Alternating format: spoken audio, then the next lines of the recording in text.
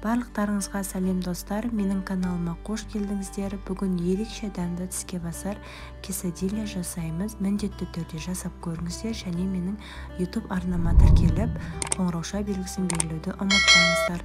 Ең алдымен бізге қажетті заттар: тауық еті, төс еті, яғни одан кейін сырың міндетті түрде твердый сыр болу керек, кетчуп, қызыл пияз, бұрыш, тұз және де осыны тортилья керек. Тортильяны мен үлкен супермаркеттерден таба аласыздар.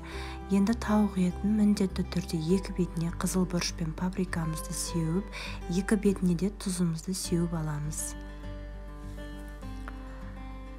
Одан кейін тауық етін орташа отта табада қуырамыз, яғни майын азырақ осылай құйып аламыз да, екі беті қызарғанша, ортасы піскенше жақсылап қуырып аламыз. Менде 10 минуттай астын сәл жайрақ етіп қойдым.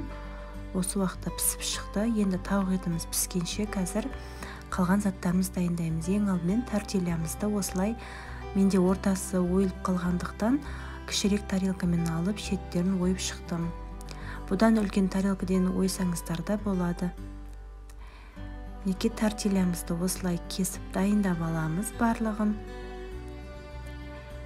Енді қызыл пиязымызды 4 бұрыш етіп турап шығамыз.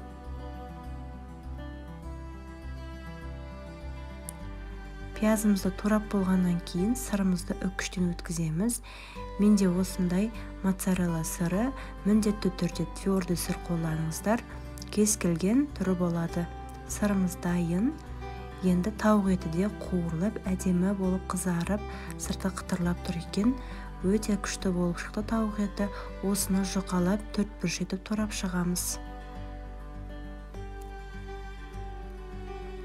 Тауық еттерін турап болғаннан кейін, қазір осының барлығын дәл видеодағыдай ең алдымен осындай томатный кетчупымызды тортильяға жағып шығамыз да, үстіне сырымызды қоямыз.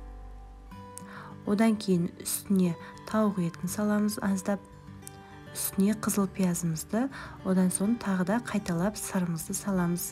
Сырды одан да сәл көбірек етіп салсаңыздар болады, өздеріңіздің қалауларыңызға қарай.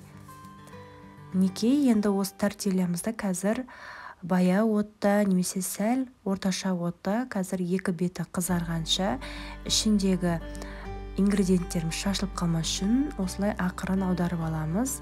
Сырымыз ерігенше қазір осылай үстінен басып тұрып қызартып аламыз. Өте дәмді болып шығады тіске басарға қыздар. Міндетті түрде жасап көріңіздер. Барлықтарыңызға кеңес беремін. Видео ұнаған болса лайк басып комментарий қалдыруды ұмытпаңыздар. Менің каналыма тіркеліп қойыңыздар. Әлі алда күшті рецепттермен бөлісемін.